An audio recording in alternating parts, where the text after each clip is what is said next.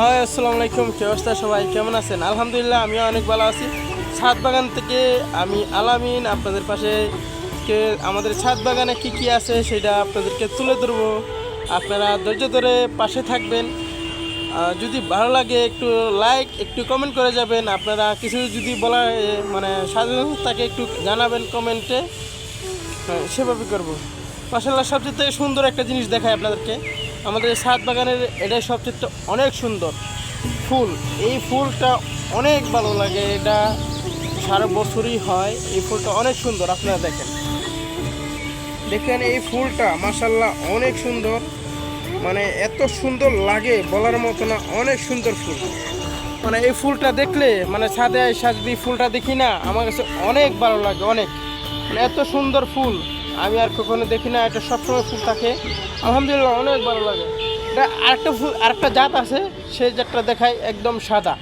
সেই ফুলটা আর অনেক সুন্দর, মানে সাদার সাথে হলুদের সাথে সাদা, মানে কি লাগে, অস্থির লাগে বলার মতো না। এই দেখেন এই যে সাদা ফুলটা, এই ফুলটা আর এটার সাথে মানে অস্থির লাগে, অস্থির। এত সুন্দর ফুল, মানে বলার মতো না। অনেক সুন্দর ফুল, মানে এক কথায় ওয়াও। এই সাদা এসে আমি ফুলগুলো যখন দেখি আমার অনেক অনেক অনেক ভালো লাগে, এত ভালো লাগে বলার মতো না।